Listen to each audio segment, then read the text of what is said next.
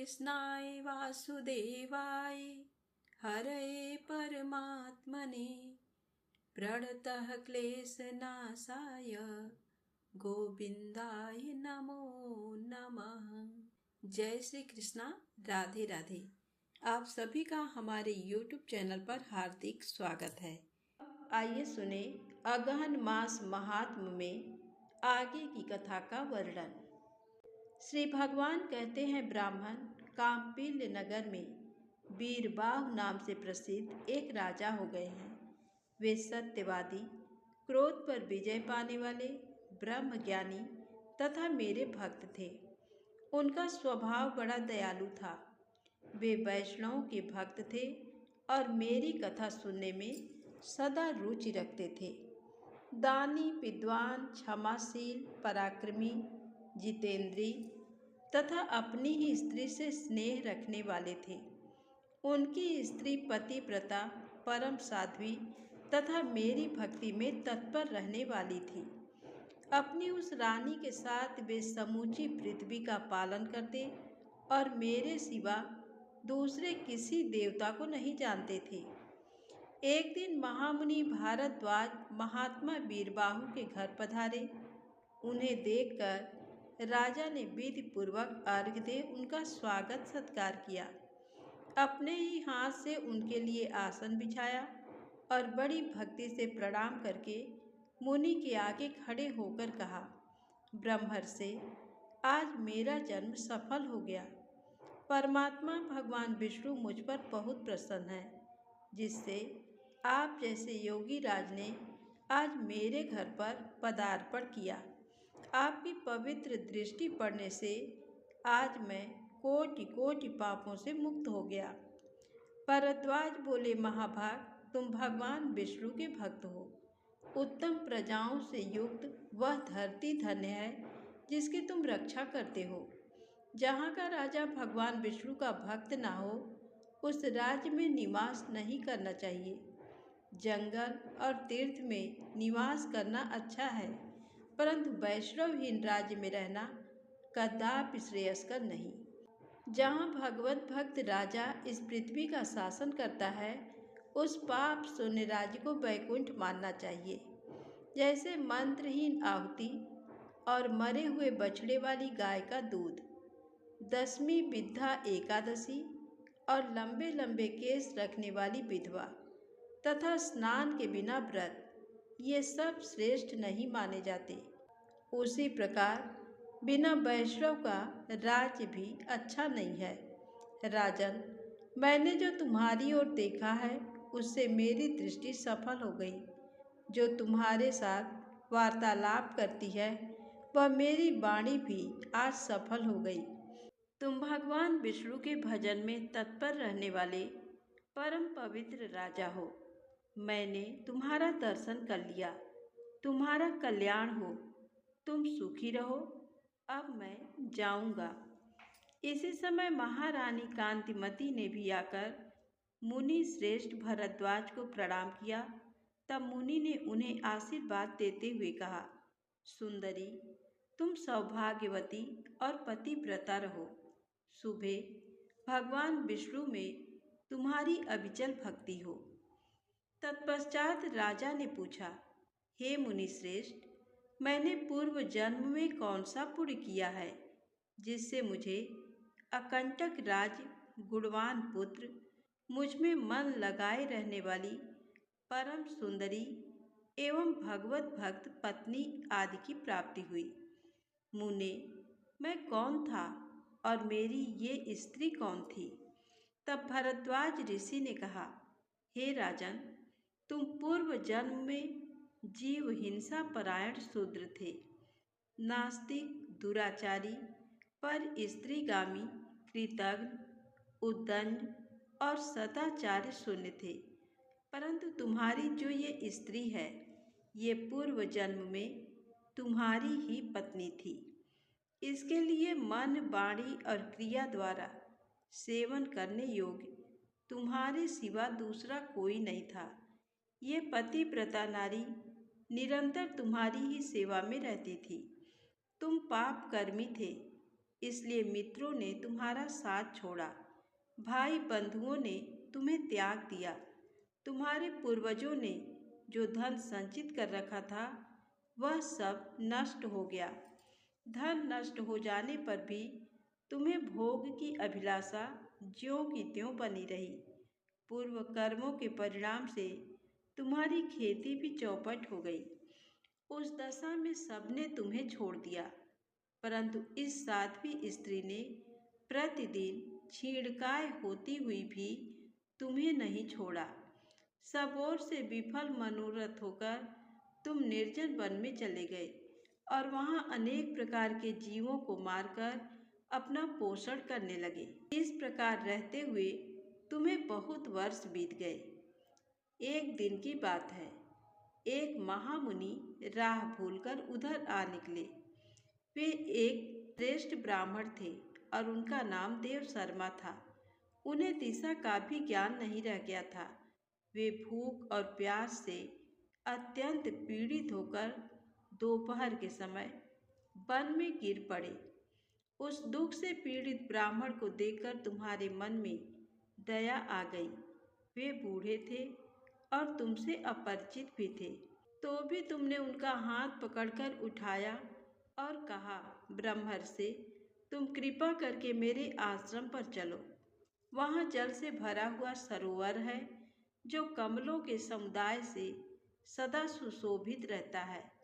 वह आश्रम सुंदर फल फूलों वाले मनोहर वृक्षों से घिरा हुआ है। वहाँ ठंडे जल में स्नान करके नित्य कर्म करो, उसके बाद फल खाओ और शीतल जल पियो। ब्राह्मण को कुछ चेत हुआ और वे उस शूद्र का हाथ पकड़कर जलाशय के समीप गए। वहाँ सरोवर के तट पर वृक्ष की छाया में बैठे, फिर विधि पूर्वक स्नान करके देवताओं और पितरों का तर्पण करने के पश्चात भगवान विष्णु की पूजा की और शीतल जल पिया। वृक्ष के नीचे आकर जब वे विश्राम करने लगे, तब उस शूद्र ने अपनी स्त्री के साथ आकर मुनि को साष्टांग प्रणाम किया और बड़ी भक्ति से कहा, ब्रह्मर्षि, आप हमारे अतिथि हैं और हम दोनों का उद्धार करने के लिए यहाँ पधारे हैं। आपके दर्शन मात्र से हमारे सब पापों का नाश हो गया। ये कहकर उसने अपनी स्त्री से कहा, प्रिय, इन ब्राह्मण देवता के लिए तुम स्वादिष्ट, कोमल, सरस, पके हुए तथा प्रिय लगने वाले फल अर्पण करो। ब्राह्मण बोले, बेटा, मैं तुम्हें नहीं जानता। पहले तुम अपनी जाति और कुल का परिचय दो, क्योंकि बिना जाने हुए ब्राह्मण के यहाँ भी भोजन नहीं करना चाहिए। शूद्र ने कहा, हे द्विजश्रेष्ठ, मैं शूद्र हूँ। मेरे दुष्ट बंधुओं ने मुझे त्याग दिया है। वे दोनों इस प्रकार बात कर रहे थे, इतने में ही शूद्र की पत्नी ने ब्राह्मण के आगे फल परोस दिए। ब्राह्मण ने उन फलों का भोजन किया और ठंडा जल पीकर उनका चित्त बहुत प्रसन्न हुआ। वहाँ सुख पाकर उन्होंने वृक्ष के नीचे विश्राम किया। शूद्र ने भी घर में जाकर अपनी पत्नी के साथ भोजन किया और फिर ब्राह्मण के समीप आकर कहा, मुनि श्रेष्ठ, आप कहाँ से इस निर्जन वन में आए हैं? ब्राह्मण ने उत्तर दिया, महाभाग, मैं ब्राह्मण हूँ और प्रयाग जाना चाहता हूँ। अपरिचित मार्ग से चलकर इस भयंकर वन में आ गया। तुमने आज मुझे जीवन दान दिया है। बोलो, मैं तुम्हारा क्या उपकार करूं? शूद्र बोला, राजा भीम से सुरक्षित विदर्भ नगरी मेरा निवास स्थान है। मैं महाराष्ट्र प्रांत का रहने वाला हूँ। मेरी जाति शूद्र है। मैं सदा पाप में ही लगा रहा। अपने वर्ण धर्म को मैंने छोड़ दिया। फिर बंधुओं ने मुझे त्याग दिया और मैं इस वन में चला आया। यहाँ प्रतिदिन जीव हिंसा करके अपनी स्त्री के साथ जीवन निर्वाह करता हूँ। महामुनि, अब इस पातक से मुझे अत्यंत खेद और वैराग्य हो गया है। प्रभु, मुझ पापी के ऊपर कुछ अनुग्रह कीजिए। द्विज श्रेष्ठ, मेरे किसी पूर्व पुण्य के प्रभाव से आप यहाँ आए हैं। आप कृपा करके ऐसा उपदेश दें जिसके प्रभाव से मुझे अपनी पत्नी के साथ यमराज का दर्शन न करना पड़े। मैं भगवान विष्णु को छोड़कर और कुछ नहीं चाहता। देवशर्मा ने कहा, शूद्र, सहसा तुम्हारे मन में भगवान विष्णु के ऊपर जो ऐसी पूर्ण श्रद्धा बुद्धि हुई है, इससे तुम तीर्थ और व्रत के बिना ही करोड़ों पापों से मुक्त हो गए। आतिथ्य, सत्कार और भक्ति से तुम्हें भगवान विष्णु का पद प्राप्त हुआ। यों कहकर देवशर्मा ब्राह्मण तीर्थराज प्रयाग को चले गए। राजन, तुमने जो कुछ पूछा था वह सब मैंने तुमसे कह सुनाया। राजा बोले, ब्राह्मण, संपूर्ण एकादशी की उत्तम विधि का उपदेश कीजिए जिससे भगवान विष्णु की प्रसन्नता प्राप्त हो। आज की कथा यहीं समाप्त होती है। आगे की अध्याय में आप जानेंगे एकादशी की विधि का वर्णन। आप आइए सुने भगवान श्री कृष्णा के परम भक्त की कहानी। एक पौराणिक कहानी है कि ब्रज की भूमि पर श्री कृष्ण के परम भक्त कुंभन दास जी रहते थे। कुंभन दास जी हमेशा ही ठाकुर जी की भक्ति में लीन रहते थे। कुंभन दास जी का एक बेटा था, रघुनंदन। रघुनंदन बहुत ही सरल और भोला था। एक दिन कुंभन दास जी को एक नगर में प्रभु श्री कृष्ण का कीर्तन करने का बुलावा आया। कुंभन दास पहले तो अपने श्री कृष्ण की भक्ति को छोड़कर नहीं जाना चाहते थे, लेकिन फिर लोगों के समझाने बुझाने पर कुंभन दास मान गए और कीर्तन करने के लिए चले गए। जाते जाते कुंभन दास ने अपने बेटे रघुनंदन को जिम्मेदारी सौंपी कि वे रोजाना श्री कृष्ण को भोग लगाने के बाद ही भोजन करें। कुंभन दास के चले जाने के बाद रघुनंदन ने खाने से भरी थाली श्री कृष्ण की मूर्ति के सामने रख दी। रघुनंदन इतना भोला था कि उसे लगा कि श्री कृष्ण स्वयं अपने हाथों से खाना खाएंगे, लेकिन थाली यूं ही भरी रखी रही। ये देखकर रघुनंदन रोने लगा और रो रो कर श्री कृष्ण से खाना खाने की प्रार्थना करने लगा। ये देखकर श्री कृष्ण ने बाल रूप धारण किया और थाली का भोजन खत्म कर दिया। इसके बाद जब कुंभन दास घर वापस लौटे तो उन्होंने अपने बेटे से भोग लगाया हुआ प्रसाद मांगा, लेकिन रघुनंदन ने बड़े ही भोलेपन से कहा कि ठाकुर जी ने सारा भोजन खा लिया। यह सुनकर कुंभन दास को लगा कि शायद उनके बेटे रघुनंदन ने सारा भोजन खा लिया है और अब झूठ बोलकर बचना चाह रहा है।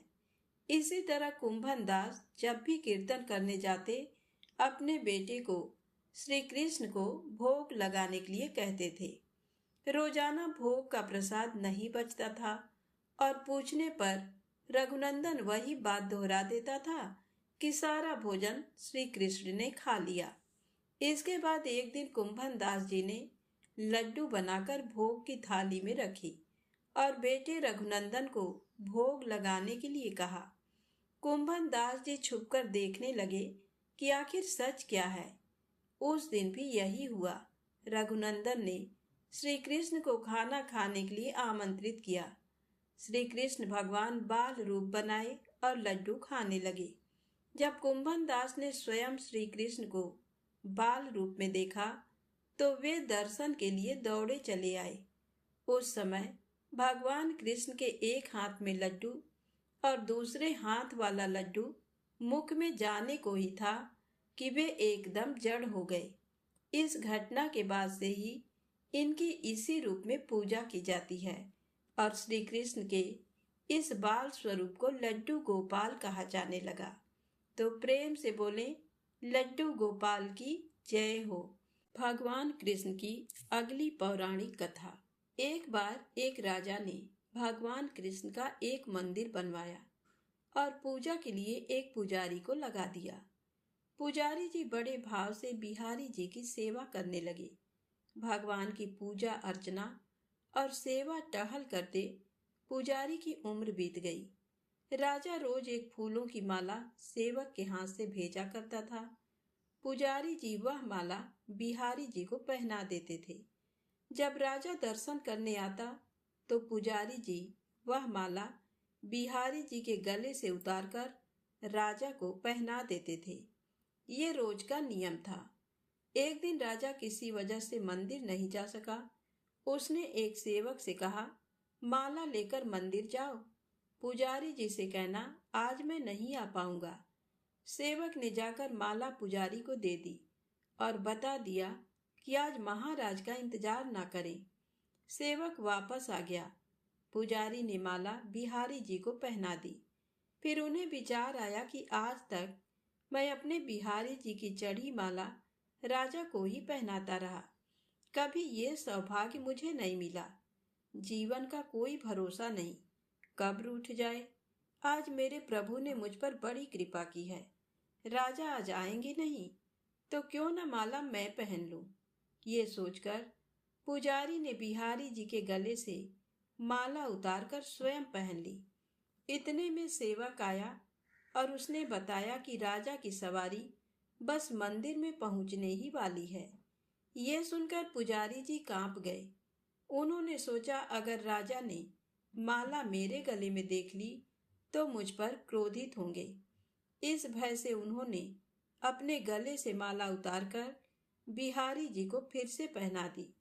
जैसे ही राजा दर्शन को आया तो पुजारी ने नियम अनुसार फिर से वह माला उतारकर राजा के गले में पहना दी। माला पहना रहे थे तभी राजा को माला में एक सफेद बाल दिखा। राजा को सारा माजरा समझ आ गया कि पुजारी ने माला स्वयं पहन ली थी और फिर निकालकर वापस डाल दी होगी। पुजारी ऐसा छल करता है, ये सोचकर राजा को बहुत गुस्सा आया। उसने पुजारी जी से पूछा, पुजारी जी, ये सफेद बाल किसका है?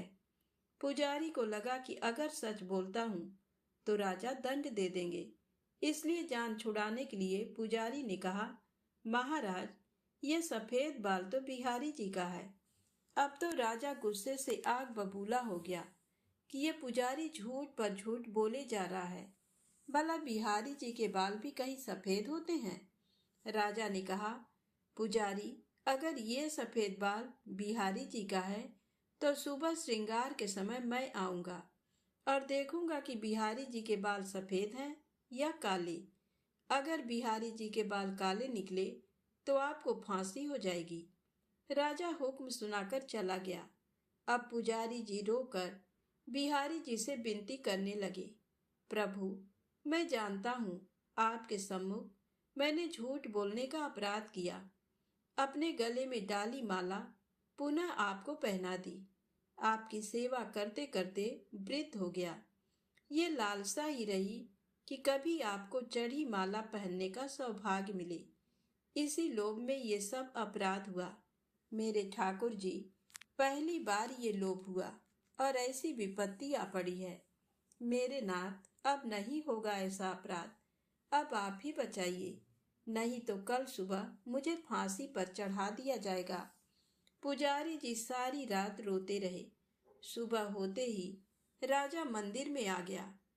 उसने कहा कि आज प्रभु का श्रृंगार वह स्वयं करेगा। इतना कहकर राजा ने जैसे ही मुकुट हटाया तो हैरान रह गया।